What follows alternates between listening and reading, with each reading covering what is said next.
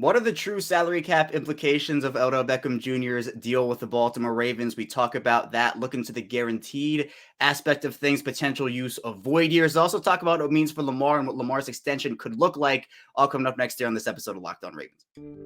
You are Locked On Ravens, your daily Baltimore Ravens podcast. Part of the Locked On Podcast Network, your team every day.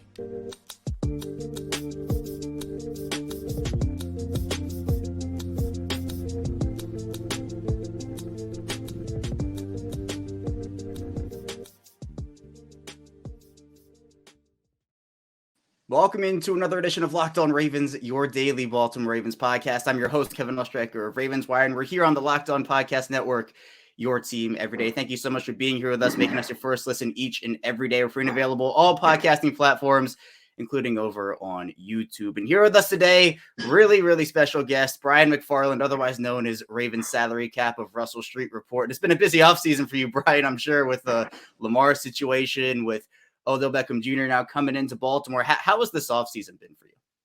Yeah, it's been a little crazy. I kind of thought a lot of this stuff would have been resolved by now, but here we are. So I'm kind of looking forward to it being resolved, at least at some point. But I think at this point, I think it seems pretty fair to say that Lamar's a good chance. I don't know what percentage you want to put, a pretty high chance he's going to be the quarterback. It's just now a matter of whether they can get a long-term deal done or whether if not, if he plays on the tag, when he's going to show up.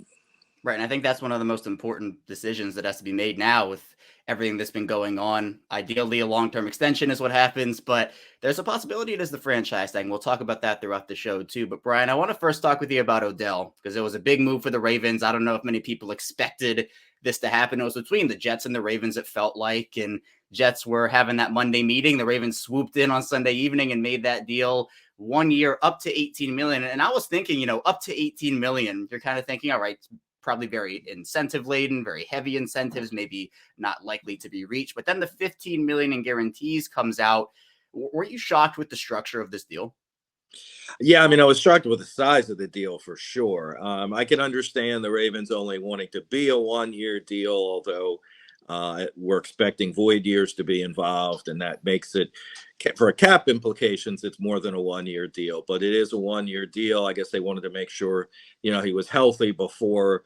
15 million sounds like a lot, but if it was a 4 year deal, then you're talking 25 million or 30 million guaranteed. So I think they want to make sure that he's healthy. Obviously hasn't played a lot the last 2 years. There were a couple of reports that he was actually playing injured in the Super Bowl 2 years ago, and when he blew his knee out again. So, now that it's been a year plus by then, hopefully, everything will be sound in that knee. He's 30, so it's getting to that wrong side of the hill, but, good, solid receiver, especially good craftsmen and good route runners. They can play well into their 30s. Derek Mason being kind of the classic example of that classic route runner here. And he played well into his 30s. So, but the deal itself, the size, we could speculate on if it was the olive branch, if you want to call it, the Lamar, or the trying to reel him in, whatever cliche you want to use for it. But it certainly seems like they felt it was something they had to do. And they had to get in front of the Jets, obviously, timing and then money-wise. But yeah, the sheer $15 million guaranteed on a 1 year deal is pretty hefty. Right. And, talking about just like a 1 year deal, I think it maybe surprised a couple people that it was a 1 year deal for that size. It's one of the bigger 1 year deals I think I can recall in a long time. And for a guy 30 years old, it is somewhat of a risk. But with 1 year deals, Brian, I know there's a little less flexibility. In fact, a lot less flexibility than if it was a multi-year contract. So you mentioned the use of void years. And I think the Taysom Hill contract kind of blew that up for everyone. I know it's been going on for a while, but I think when Taysom Hill's contract was signed and everybody saw the use of void years, that's when everyone is like, oh, what are these void years? So what would that mean if there are void years, if there are the four that I know has been talked about? What would that mean contractually for Baltimore? Yeah, the magic of the four is that means it's 5 years to spread out the signing bonus, the 13.8 835, or I think that's right, 835 million. You can spread that out over 5 years. The maximum proration on a signing bonus is 5 years. So that's why the speculation has been adding the 4 to get that way you can get this year's cap number down to its lowest possible. So basically that spreads out that over 5 years, makes it, I think it's 2.726 million per year. It would count technically, because we'll get to what happens next year when it voids, but that spreads it out over those years. So then that gets his cap number down. If that is the structure, that gets it down to just below 4 million. So even though he's receiving 15 million in cash, that cap number is going to be 3.9, a little over 3.9 million. No, I think that cap hit's a little easier to stomach than a full 15 guaranteed or something along those lines. But you did mention that 2024, that the next year aspect of the void years. What could that do? Because I think it has major implications. Yeah, sure. So this is the drawback to void years, and as you mentioned, the Taysom Hill deal, the Saints started using void years a lot more than any other team as they were trying to get out of the cap hell they were in there for a while. And then when the cap went back $20 million in 2021, a lot of teams started using void years. But they had to use them. I mean, it was just they had to stay afloat, basically. So it's not some newfangled wrinkle that somebody's found that's great, because it's not. And the Ravens have been good about avoiding them. But obviously, this year is a little different, and wanting to be able to minimize the cap numbers for everybody while not doing any restructure so far, which lets other teams know that if you're going to put an offer sheet in for Lamar, we're going to match it. And I think that's been the way they've done things, is clear that was their intention. So the drawback to the void years with Beckham is if he's not re-signed or extended before the league year starts next year, so March, would it be 17th, I think, of next year, then 11.068 million, I think it is, hits against the cap, all in 2024. And that is basically the second, third, fourth, and fifth prorations of 2.767 million. So that's where that's the drawback. Now, if they can extend them before that, so this gives them some leverage to say, hey, you want to take that 11 million or give me a long-term deal and keep that spread out. So if he were to sign a 4-year extension next year, then that 2.767 would continue to count each year of the deal.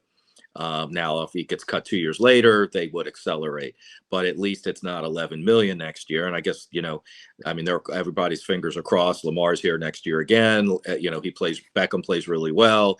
You got to keep him. And then that's going to add just, 2.7 million again onto whatever his new cap numbers would be. And they'll probably still have a cap number under 11 for next year in that case. So, but they'll have him here. So that's a win-win. But obviously it's a year away and a lot of things to happen health-wise, certainly before then. Right. And in terms of a 1-year deal, again, I know there's so little flexibility that comes with that, but do you think that structure, the void years, was the best option? Because again, the Ravens just couldn't take that 15 guaranteed cap hit at this point, especially with the situation for Lamar still being that 32.4 million, which is still a huge chunk of the Ravens cap right now. Do you think there was a better structure the Ravens could have used, or do you think this was really their only option? I mean, I think given where they are, it's what they had to do. Like I said, I'm not a big proponent of void years, but they have not restructured any players' contracts yet. So the Ronnie Stanleys, the Marlon Humphreys, there's about 6 guys, Mark Andrews, Roquan Smith, and a couple others, that they can create about close to 30 million in cap space if they needed it. Now that's borrowing from future years. But though they've left those in their back pocket, and I think part of the reasoning behind that is, again, just to ward teams off, saying, hey, we haven't even gotten into the big money, the big money we can save here. But if you want to put an offer sheet and that has a big first year cap number on, then, we're here and we're ready and we've got flexibility to do that. So by doing this deal and the Aguilar deal and a couple of the other minor deals they've done, but even the minor deals they've added void years, which weren't adding a lot, but they were doing it to leave that flexibility with the rest of the roster and the big money changes if they need them.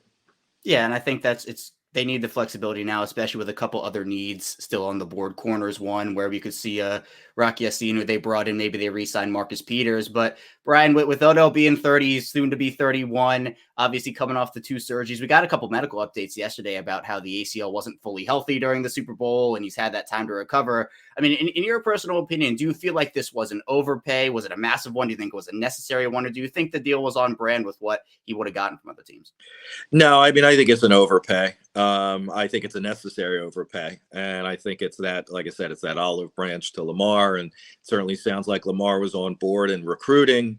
Bishotti was on board in recruiting, and involved, I should say, in recruiting. So it certainly seems like, Lamar said, this is the guy I want. And they said, okay, we'll do what it takes to get him, and let's get this thing rolling. Let's get everything resolved. Hopefully, fingers crossed. And, let's get, and maybe it's not that they get a contract resolved, but maybe it's enough to get Lamar in at the beginning of training camp, which would be huge.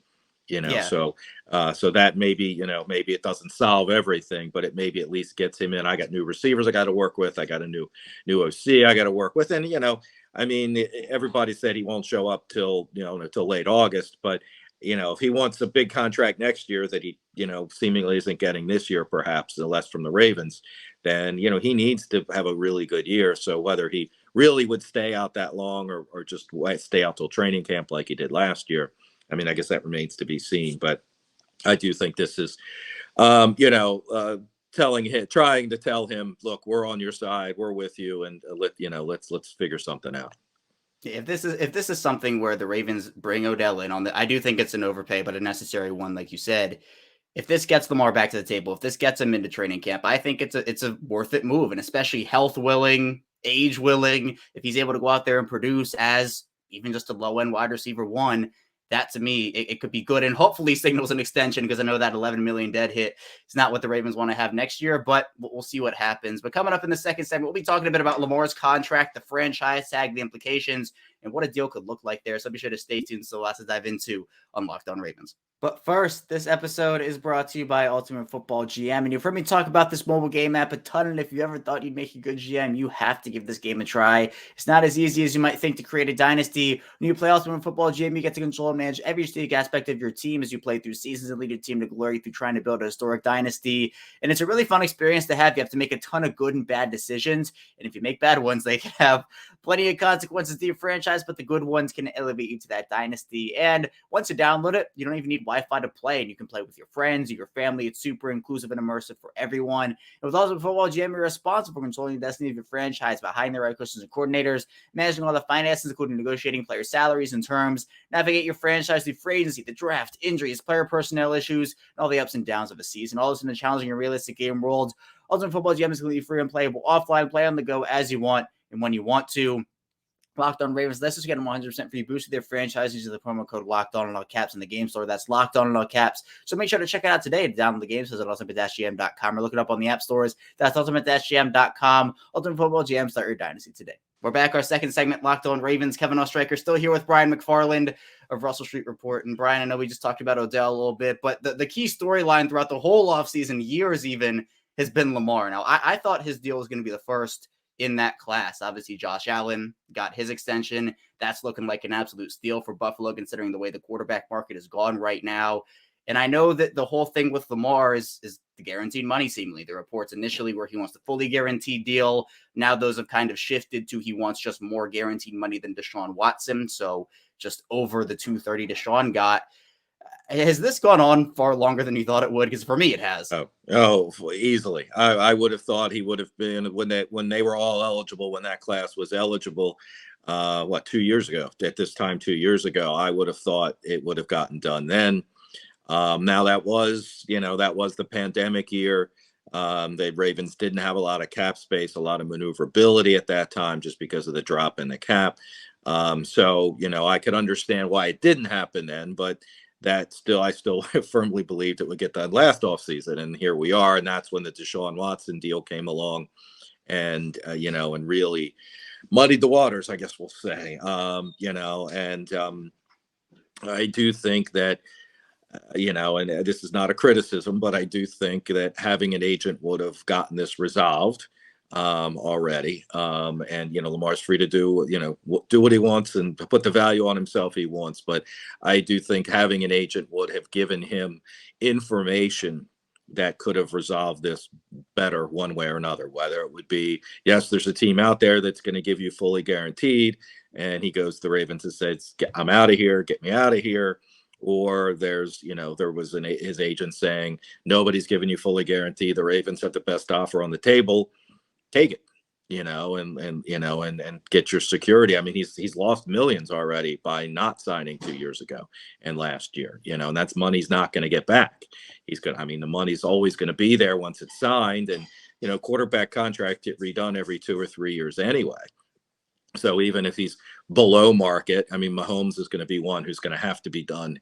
His deal is so far below market value at this point, and he's going to be one that's going to be done, should be done. And, he's going to, well, I'm assuming he's waiting. So when you get through the 4 that are hopefully up now, I'm hoping Lamar is up, but hopefully resolved. But when you get Herbert and Burrow and Hurts, which all are up for this off season, I'm assuming Mahomes is waiting. And once those are all done and they kick the market up, he's going to come in and say, well, I'm better than all of them. And, it's time to redo, because he gave Kansas City a sweetheart deal. That 10-year deal was just crazy sweet for the team. So, yeah, so I would have thought it had been done. I do think, I don't know. I guess I for some reason still have a little hope out there that at some point it'll get done. But yeah, it's been a long, long trip. That's for sure. Absolutely. And I know that another big wrinkle in this was the non-exclusive franchise tag. And I know people were wondering whether it would have been exclusive or non-exclusive. The Ravens take the non-exclusive route, allow Lamar to go out there and kind of assess his market, and I guess maybe find a trade partner, because we heard about that trade request that he had on March 2nd. In terms of the offer sheet, Brian, it's the team has to give Lamar the deal that he's looking for and also give up at that point the 2 first-round picks. Was there ever a team to you that you thought was going to go out there? Because the lack of interest to me has been shocking. It's for all these teams to come out there. But at the same time, with the deal and with the assets they would have to give up, that's a lot for one player to be able to say that and maybe give your cap space up and give the assets as well.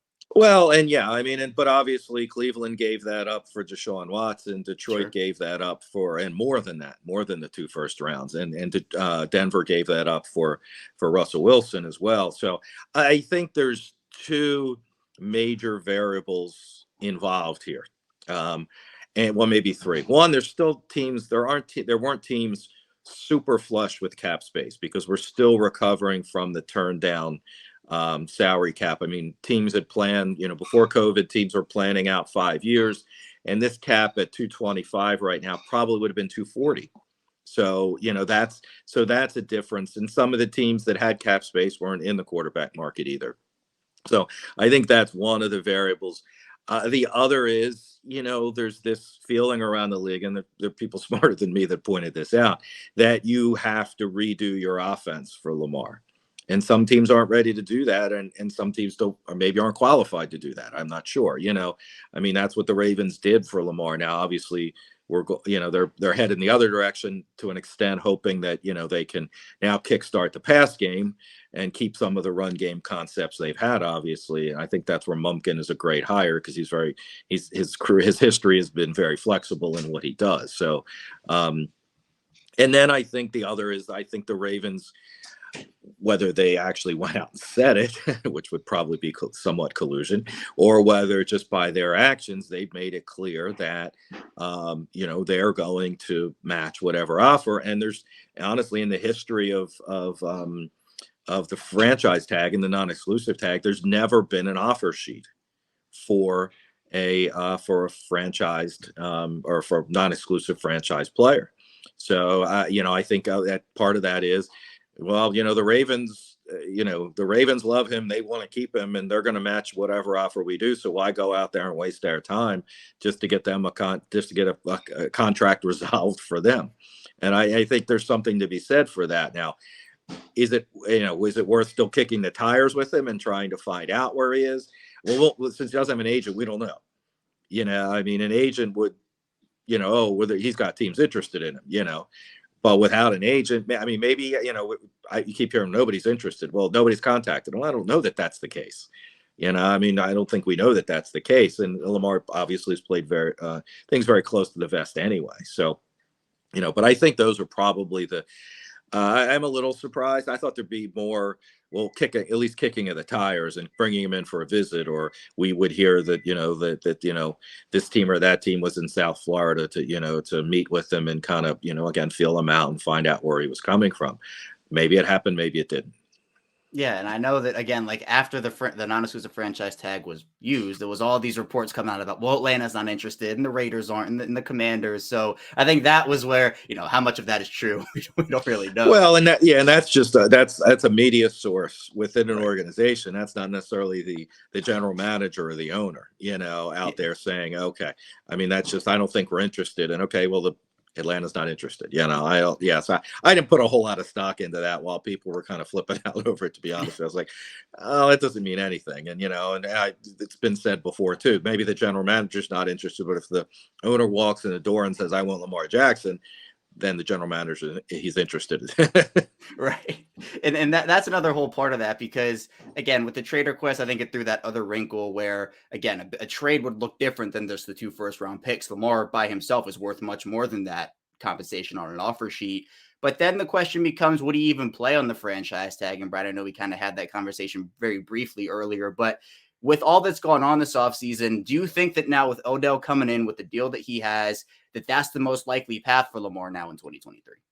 Yeah, I do. And I've thought that was probably, I've always said that I think the rubber meets the road next year, because Lamar's getting, well, this year more money than he's made in the last 4 or 5. So 5 now.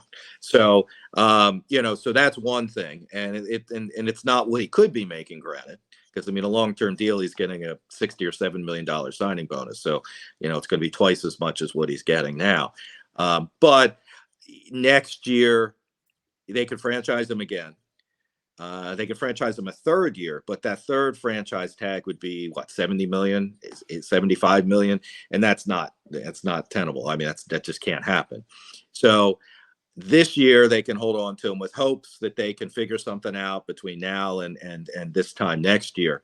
But by next year, you're not going to play him on the franchise tag and lose him the following year for a 3rd round compensatory pick.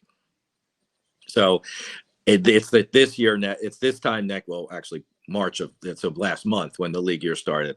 If he's going to be traded, I think that's when if it's going to happen, that's when it's going to happen. Hopefully they get something figured out before then. But I think that's always been the drop dead date. Not this year. I mean, everybody wanted to be the drop dead date because they wanted a deal done, but that it wasn't really that. It's next year. So, and if they couldn't find a deal and if he's stuck on, fully guaranteed, then playing on the tag. And I didn't think he wasn't going to show up because he's not going to turn down 32 million this year. Now, again, maybe he didn't show up till August 31st. But I can't imagine him not playing at all and turning down that money. Cause again, he's already lost money over the last 2 years. 32 million, while it's not 50 million on it, like his average would be on a New Year deal or $60 million signing bonus he'd probably get. It's still a big chunk of change to turn down. Yeah. And I know that with the franchise tag, we've seen, the Kirk Cousins route with 2 franchise tags and then an extension. And I know that that's a route that I've kind of played around with in my head. I don't know if that's super realistic. I do think next year, again, you're right. Everybody wanted it done this year. They wanted the first year cap hit to be low, get the salary cap space and just have them under contract. But it just seems like with every day that passes and now with this Odell deal, could be a 1-year thing this year on the franchise tag. He takes that money and then something happens next year. And coming up in the final segment, we'll talk a bit about what that Lamar deal could look like and also get into how the Ravens could free up more cap space with guys not named Lamar Jackson. So be sure to stay tuned. Still lots to dive into on the show. We're back rounding out Locked On Ravens. Kevin Ostreicher still here with Brian McFarland. And Brian, I do want to ask you about the actual, your ideal Lamar contract, what the structure of that would look like. If Lamar were to sign an extension tomorrow, let's say, what would you have that structure be, years wise, money wise, guarantee wise, for both Lamar and the Ravens to come to that common ground? Yeah, I mean, for the team's purposes, the longer term deal makes the most sense. 5-6 years. because you can spread that, because he's going to get a huge signing bonus. So let's just say 60 million. So if he gets that on a 3-year deal, that's counting all by itself 20 million on the cap each year. Whereas if it's over, if it's over 5 or 6 years, then obviously that lowers that. And then you can make those early years of his deal a little more palatable from a cap standpoint. And that allows you to, do more things with the rest of the roster. There's been talk of, what about 3-year, 150 million fully guaranteed deal? And, if that's what gets it done, that's what gets it done. A lot of people have been saying from Lamar's perspective, that's his best option. It's a short-term deal. He's 29 when it's done. And as part of that negotiation, he asks for the possibility of, no tag after the 3 years. So he knows I have to go through this again. 3 years, I play my 3 years. If you don't extend me, I've got all kinds of leverage. If you don't, and if you don't, I'm out of here. Or, I'm a free agent at 29. I'm still in my prime. So from his perspective, I think that makes the most sense, because whether they would do 150 fully guaranteed, it's not 230, it's not 250, So from a team's perspective, as far as that escrow payment, things like that, it shouldn't be. It should be less of an issue for them, but it's not as flexible from a cap perspective. If you're averaging 50 million a year, so if you took him down to 32 million, if you kept him where he is right now at 32 this year, so you didn't create any space, but you didn't eat any more up, then in the second, let's say the second year is 50 million, then the third year is 68 million. That's a huge cap number just 2 seasons from now, essentially. So the cap's going to go up substantially, but that may still be kind of hard to deal with. So that's where, from a team's perspective, you'd like the longer term deal. From Lamar's perspective, I mean, I think probably I don't know if the Ravens would agree, but to that no tag clause at the end. But for Lamar, 3 years, 50 million, maybe 51, 52 million, some, in that range, fully guaranteed. And then I don't want to go through this again. I don't want to be tagged, So, that would be his perspective. The Ravens would be fine with 51 or 52 million a year, but they'd probably like it to be, again, on that probably 5, 6, maybe 7 years. That way they can maneuver his cap numbers around a little better, which in a way is, should be to Lamar's liking too. But, as a player, you're not thinking 5 or 6 years down the road. It's how can I get the most money in my next couple of years, because who knows what happens after that. Right. And I know that that makes a lot of sense. And I know with a lot of people talking about how the quarterback market fluctuates and changes with each deal that's signed. I mean, I know, Brian, we have guys coming up: Joe Burrow, Jalen Hurts, Justin Herbert, Trevor Lawrence. If Lamar waits the year and he plays on the franchise tag this year, and a couple of those guys sign, does that hurt the Ravens, help the Ravens, help Lamar, hurt Lamar? Where are you with that? Yeah, I mean, it helps Lamar to the extent that the top annual average salary is still Rodgers at $50.1 million.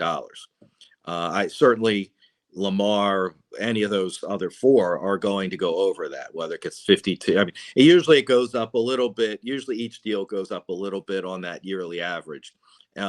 So maybe it's 50, the first guy gets 51, the next guy gets 52 and 50. It's amazing how sometimes it's just like, it's not $1, but when you're talking about millions of dollars, it feels like I just topped the last guy by like $1, Right.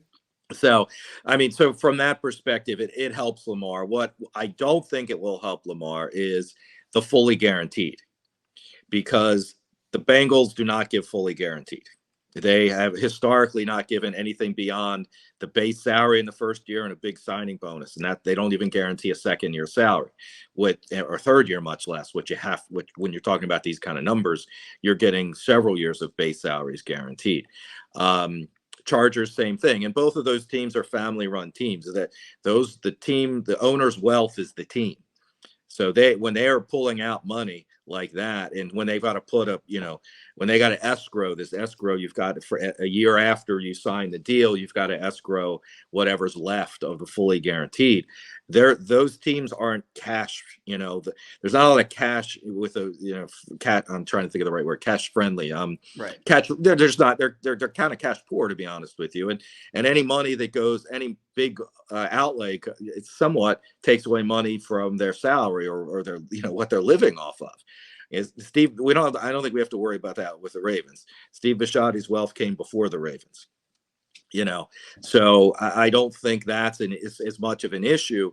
But so for most of those guys, and the Eagles aren't a team either that's likely to give out fully guaranteed. I don't think Jacksonville is either. So I think that hurts Lamar in the long run if the fully guaranteed, if these deals go, so what, 133 million for Wilson was the top fully guaranteed other than Watson. So if the next guy gets 140 or 150 and it goes up incrementally, it's still not close to the 230. So I think that's going to hurt him the most. If he sticks to that, I want at least what Watson got, 230 fully guaranteed. Now, again, for him to get that, it can't be a 3-year deal. It's going to have to be a 5 or a 6 or a 7-year deal. And again, that goes back to what the Ravens would prefer. They just don't want to do the 235 or whatever it would be fully guaranteed. And it's such an interesting conversation about, whether it would help or hurt Lamar. I think you mentioned it, both cases to help and to hurt him with those guys. But moving away from Lamar, Brian, I know the Ravens, if this is a franchise tag where Lamar plays on it, they don't get that flexibility of the long-term deal with the lower cap hit. So you mentioned Marlon Humphrey and Mark Andrews and Ronnie Stanley and Roquan Smith.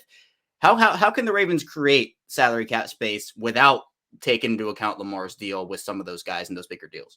Yeah, so I think there's 6 or 7 guys that they can, with just simple restructures, not adding void years. Now, obviously, it's clear that they're willing to add void years, but without adding void years, they can still create about 27 million, I think it is. Now, if they add void years, they can probably take that up to 32 or so. So that's where, they've signaled to other teams with these deals. We haven't even gotten to the big ones yet. We still got the plenty in our pocket. So I think that's, again, how they've kind of, scared teams away, if you want to put scared the right word. But they have that. And there are going to be future expenses, even beside acquiring new players. You've got your practice squad cost when the season starts. Right now, only the top 51 players count against the cap, and the offseason is called the rule of 51.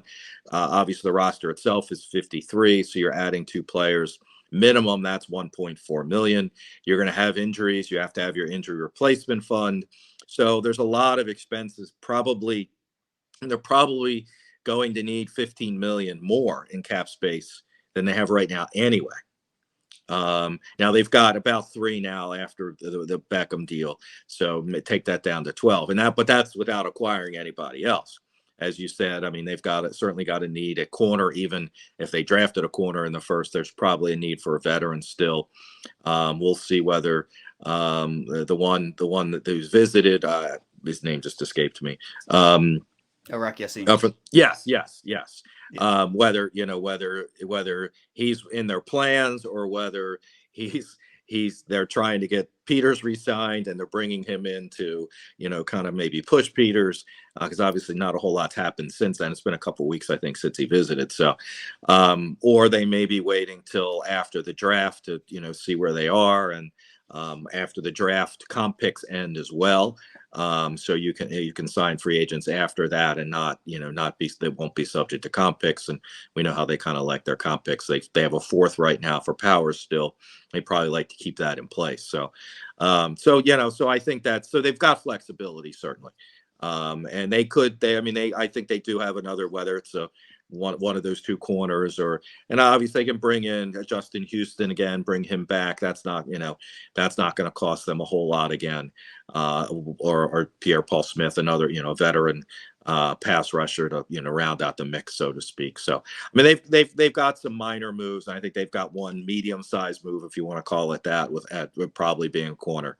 And then, then it's the draft, and obviously with only 5 draft picks at this point, that's not going to cost the team a whole lot, unless they make some crazy move that we're not seeing. So Yeah, and I think with what moves they could make with that flexibility, I think we probably will see a restructure or two here if oh Lamar and the sure. franchise tag, that's what ends up happening. But I've seen stuff, Brian. I want to ask you about it.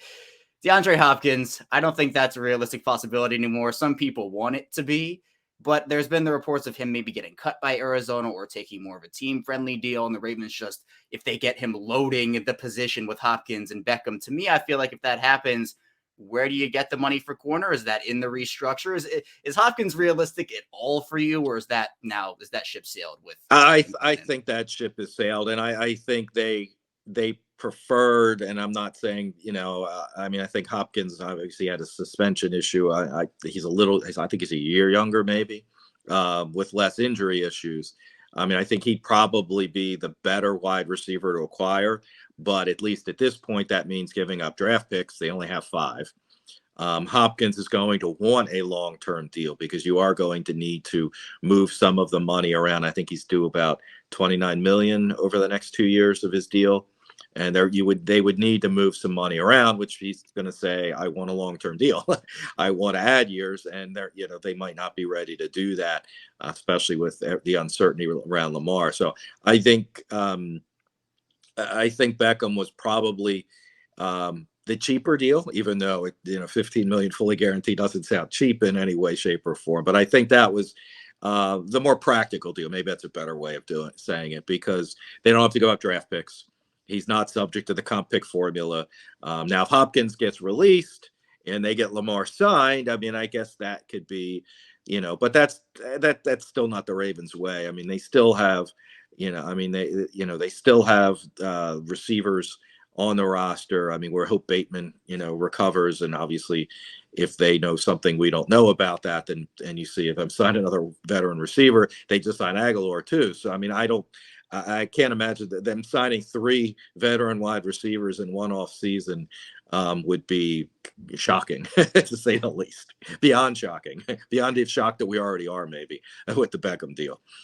Yeah, and I think for me, my path was 2 veterans this offseason and then 2 young guys. I think Aguilar and Beckham kind of shore that up for them. They can add a first round audit if they want to. Maybe if they take corner, they could go with like a 3rd round guy. But you're right, 5 picks, giving up one of those for DeAndre Hopkins. I think, again, maybe stuff changes with the Lamar extension, but how likely is that at this point? It seems like the franchise tag is probably where they're headed with that. But that's all I have for you, Brian. I appreciate you hopping on. Thank you so much. And please tell people where they can find you and what you're working on.